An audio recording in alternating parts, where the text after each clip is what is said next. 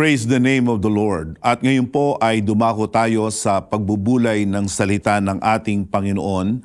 At bago po natin pagbulayan ang salita ng ating Panginoon, tayo muna ay manalangin. Ama naming Diyos, kami nagpapasalamat sa iyo sapagkat ikaw ay aming Ama na mahabagin at sagana sa biyaya. Nawa ikaw ang Diyos ang mangusap sa amin sa pamamagitan ng iyong Espiritu Santo. Ang iyong mga salita ay magliwanag sa amin at patnubayan mo kami. Ang iyong Espiritu ngayon, ang siyang sa amin, ay magdala sa higit na pagkakilala sa iyong bugtong na anak na si Jesus. Ito po ang aming dalangin sa pangalan ni Jesus. Amen. Ang ating pagbubulayan ngayon ay mayroong pamagat na Christ our ransom. Christ our ransom. Si Kristo ang ating dakilang pangtubos. At ito po ay ating mababasa sa unang Timoteo sa kapitulo 2 sa talatang 3 hanggang 6. 1 Timothy chapter 2 verses 3 to 6. This is good, it is pleasing in the sight of God our Savior, who desires all people to be saved and to come to the knowledge of the truth. For there is one God, there is one mediator between God and men, the man Christ Jesus, who gave himself as a ransom for all, which is the testimony given at the proper time. What we are going to look at this moment is the wonderful truths behind the idea, the concept that Jesus Christ is a ransom o sa Tagalog ay pangtubos. And before we explore deeper this truth that Jesus Christ is our ransom, we need to first of all understand that God desires all men to be saved. Ito'y napakagandang katotohanan na dapat po nating maunawaan sa mga sandaling ito. There is no question concerning the intention of God, the desire of God, and this is His absolute desire. It says there that God wants all men to be saved. That is the same truth that is mentioned in the book of 2 Peter chapter 3, in verse 9, the Lord is not slow to fulfill His promise, as some count slowness, but is patient toward you, not wishing that any should perish, but that all should reach repentance. May mga tao ngayon na nag-iisip na ang Diyos daw ay galit sa kanila at ang Diyos ay laging humahanap ng sino man na kanyang parurusahan. This is how they paint God, that God is a vengeful God, that God is a vindictive God, that He doesn't want the world to be saved and only just a few. But I want you to know that all of these things are mere misconception. The right concept, the right truth is this: God doesn't want anyone to be destroyed, to perish. He wants all people to be saved, and that is His absolute desire. And the reason He wants us saved is because of the simple reason that we need saving. Ito ang isang katotohanan na hindi natin mapapasubalian. We need saving. Despite our advances in technology, despite our increasing civility and sophistication and whatnot, the world, humanity needs a Savior. We need saving. In the book of Romans chapter 3:23, it says there, "For all have sinned and fall short of the glory of God."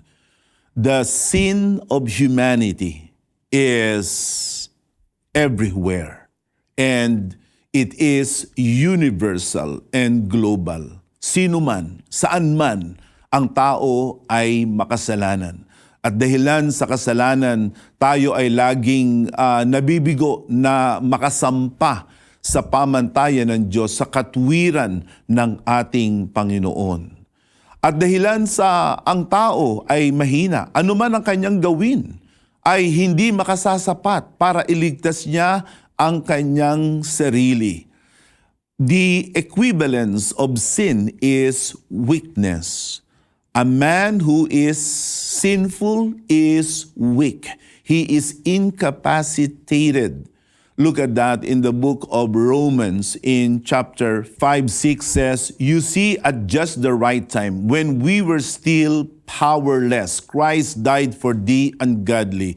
This is the best description of any man, any woman, any man who is ungodly, who is a sinner. He is powerless at best. Ito ang kalagayan ng buong sanglibutan, ng buong mundo, na sa kabila ng ating kayamanan at kapangyarihan, tayo ay mahihina at ang nagpahina sa atin walang iba kundi ang ating mga kasalanan. Ang tao ay walang magagawa para iligtas niya ang kanyang sarili. It is obvious enough to see this truth every day of our lives. In the book of Psalm 49 verse 7, here is what the psalmist says, "Truly no man can ransom another or give to God the price of his life." No man can ransom another. Walang tao makapagliligtas sa ibang tao at tiyak walang taong makapagliligtas sa kanyang sarili. Walang maibibigay ang tao sa Diyos na makasasapat na pangtubos sa kanyang buhay. Sapagkat ang ating lahat ng mabubuting gawa, ang sabi ng banal na kasulatan, ito ay maruruming mga basahan lamang. We may be good, but we are not absolutely good.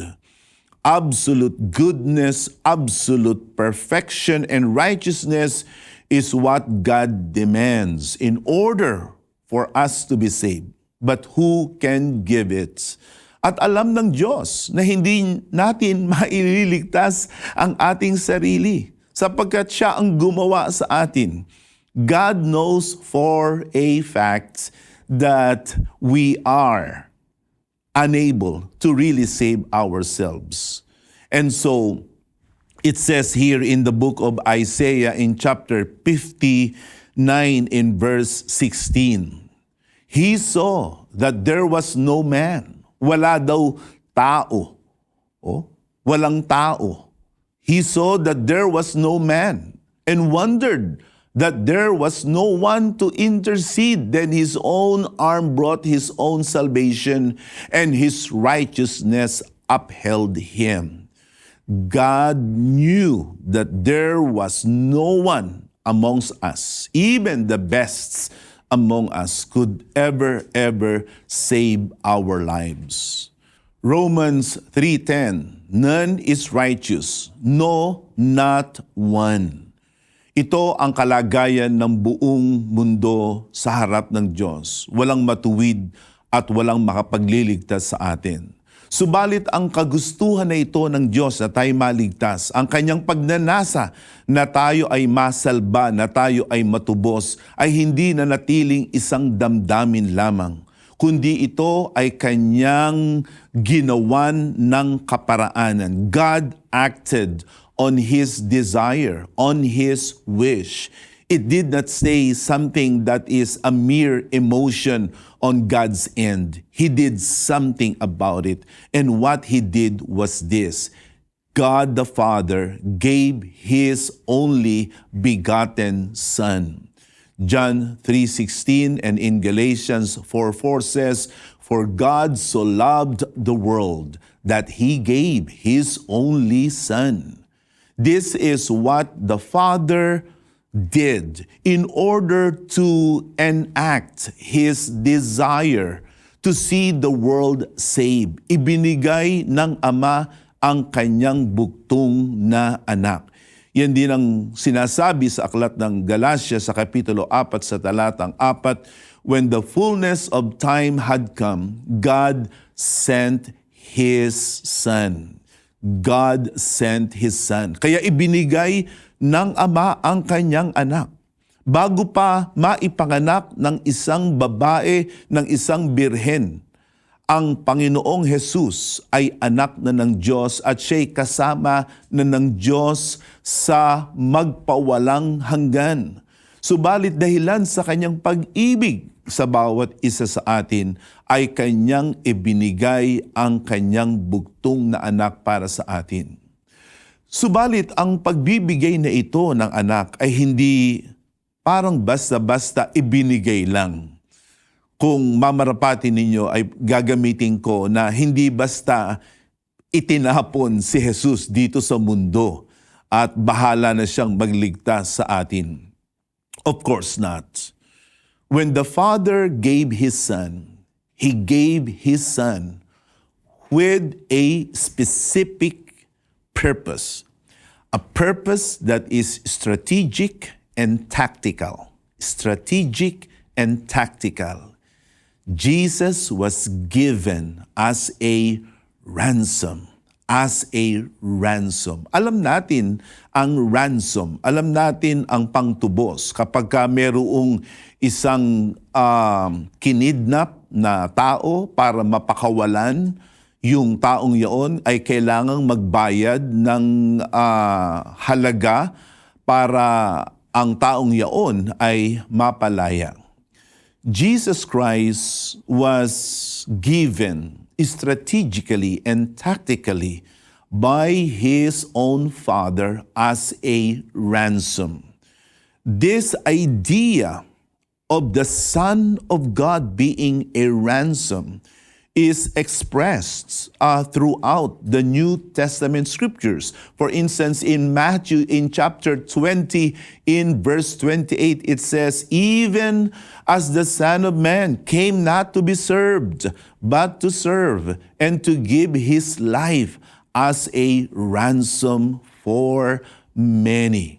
Ito rin ang sinasabi sa unang Pedro sa kapitulo 1 sa mga talatang 18 at 19. 1 Peter chapter 1, 18 and 19, "Knowing that you were ransomed from the futile ways inherited from your forefathers, not with perishable things such as silver or gold, but with the precious blood of Christ, like that of a lamb without blemish or spot."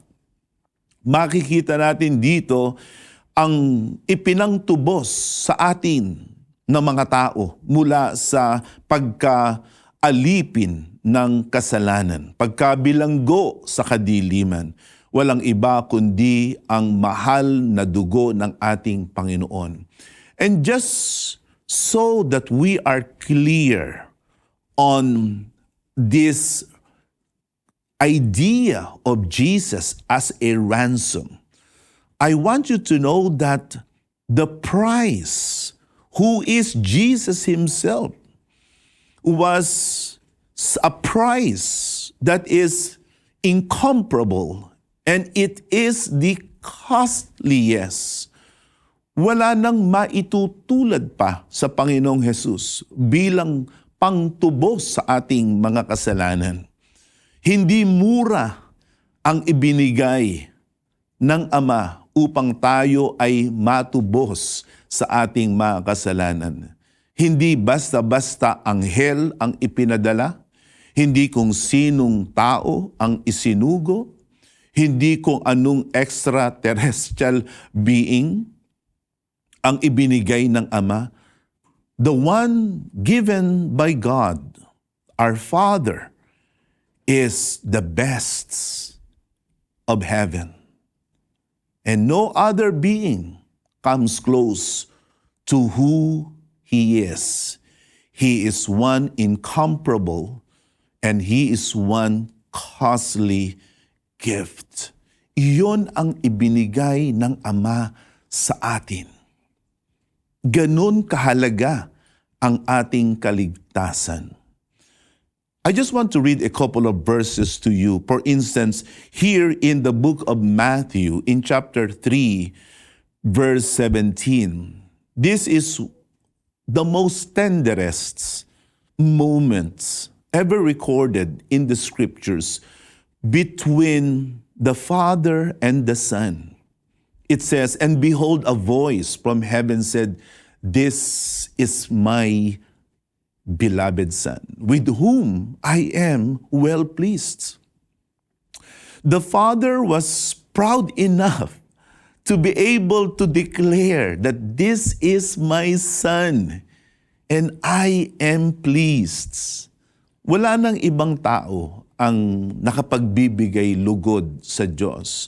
At kung tayo man ngayon ay nakapagbibigay lugod sa Diyos, ay nagdadalang habag lamang ang Diyos sa atin. Subalit ang anak, He was the very object of His Father's happiness and delight. And it is the Son, this Son of His, who is the very epitome of His joy, of His happiness. From time immemorial, even before the creation of time and space continuum, it is He who was given to us. Look at also here in the book of Colossians chapter 1, verse 15, 19, and 20. He is the image of the invisible God, the firstborn of all creation. The image of the invisible God. Siya yung larawan ng Diyos na hindi nakikita. Siya ang panganay sa lahat ng mga nilikha. Hindi siya nilikha, kundi siya mismo ang tagapaglikha. Ang lahat ng mga bagay ay nilikha sa pamamagitan niya at para sa Kanya. At ang sabi dito sa talatang 11 in verse 19, for in Him all the fullness of God was pleased to dwell. The fullness of God.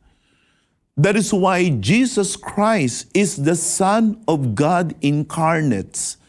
Yan ang sinasabi ng banal na kasulatan sa aklat ng Juan sa kapitulo 1 sa talatang 14. And the Word became flesh and dwelt among us. We have seen His glory, glory as the only Son from the Father, full of grace and truth. Kaya ang kumakatawan sa kalikasan ng Diyos, walang iba kundi ang anak ng Diyos, ang Panginoong Jesus.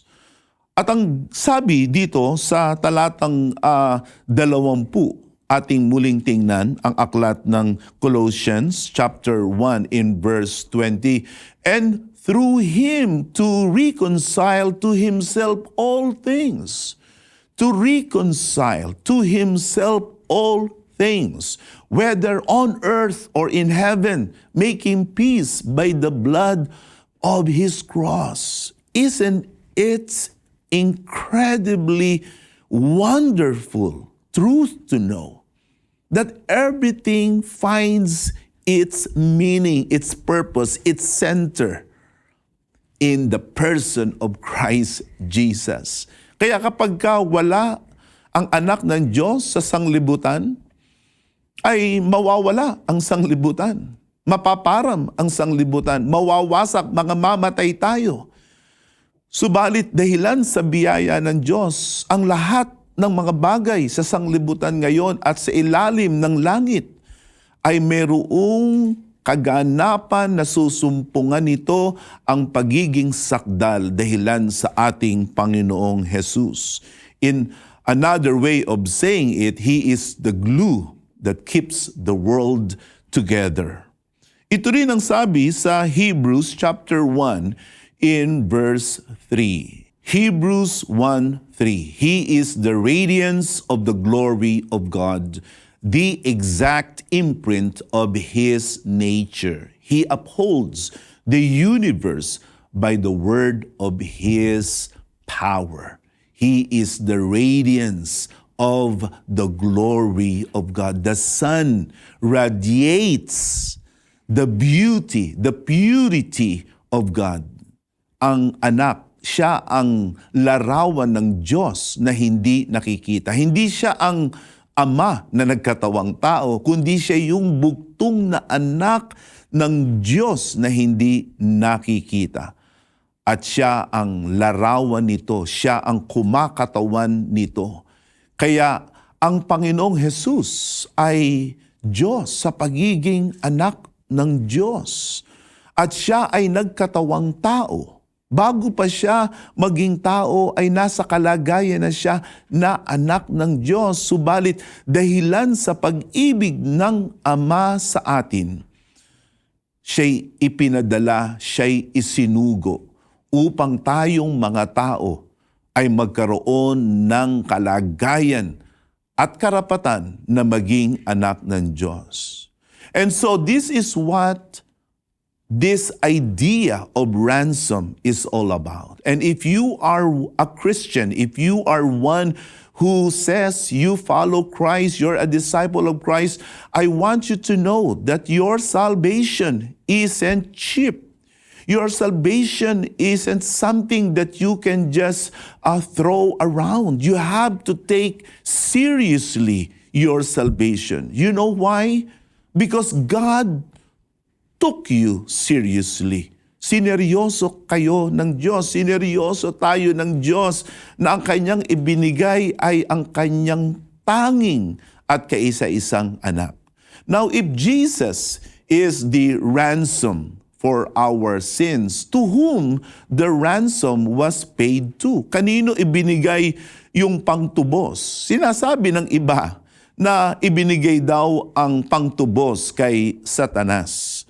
Wala pong ganong katotohanan sa banal na kasulatan na ang dyablo ay may tinanggap mula sa Amang Diyos at ang kanyang tinanggap ay walang iba kundi ang Panginoong Hesus.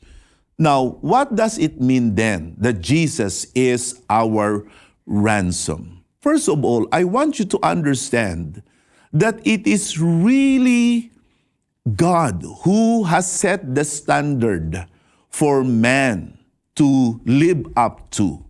And so the law of God is absolute. But the problem is we are unable to fulfill, to comply, to follow the perfect absolute will of God. Kaya ang sabi sa aklat ng Roma sa Kapitulo 3 sa talatang 23, ang lahat ay nagkasala at hindi nakaabot sa kalwalhatian ng Diyos. Ganun kataas, ganun karangal ang pamantayan ng Diyos at sino mang hindi nakakaabot sa pamantayan ng Diyos ay nagkakasala at ang bawat makasalanan ay alipin, bihag ng kasalanan. Anyone who is a sinner, anyone who sins is a slave, a prisoner of sin. And going back to humanity's inability to save itself, this is one thing that we must understand. That's why we need someone to save us. And God Himself sent His Son in order to save us from our sins. At walang iba kundi ang Panginoong Hesus. Kaya ang Panginoong Hesus, siya ang tagapamagitan.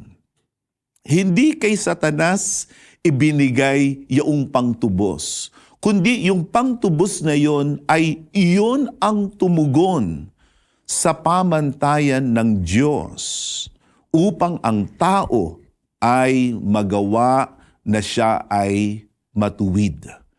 Ito yung tinatawag na pag-aaring ganap, justification sa Ingles. Dahilan sa ginawa ng ating Panginoong Hesus na kamatayan at pagkabuhay na muli sa krus, yung pamantayan ng Diyos, yung nais ng Diyos sa tao ay natugunan. At sino ang nakatugon? Ang Panginoong Hesus sa kanyang kamatayan at pagkabuhay na maguli. And so, in the book of 1 Timothy chapter 2 in verse 5, it says, there is one God, there is one mediator between God and men, the man Christ Jesus. So, our salvation is not a negotiation between God and the devil. Our salvation is actually about God and His righteousness. And man has to fulfill that righteousness. But man, because of sin, is unable to fulfill that righteousness. And so God had to send His Son, born of a woman, who became just like us, so that He can bridge the gap between God and men. At dahilan dito, tayo ngayon ay nalinis na, pinaging dapat na, pinaging matuwid na.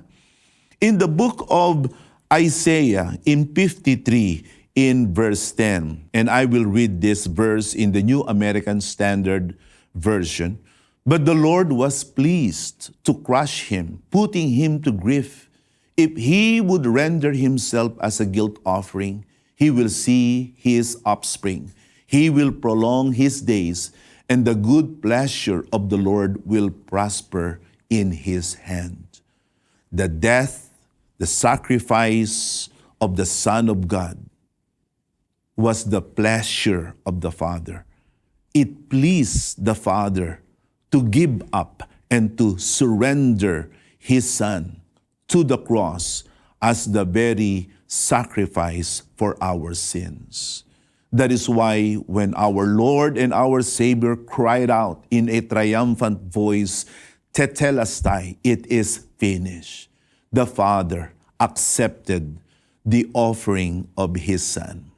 Jesus died not accidentally, but providentially. He gave up His life so that we who are dead could receive life.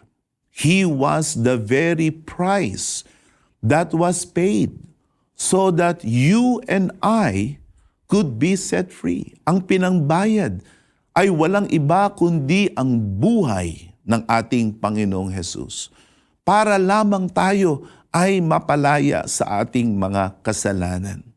Kaya mga giliw kong mga kaibigan at taga-subaybay ng Oras ng Katotohanan, sumampalataya tayo sa Panginoong Hesus. Kilalanin natin na tanging ang ginawa ng Panginoong Hesus sa krus ng Kalbaryo at sa kanyang pagkabuhay na maguli ang tanging makasasapat sa pamantayan ng Diyos. The sacrifice of the Son satisfied fully the requirement of God's righteousness. He did this so that we can be saved. Would you like to receive Jesus as your Lord and Savior? Would you like to accept what Jesus Christ had done for you? I would like to lead you in a short prayer. Tayo ay manalangin.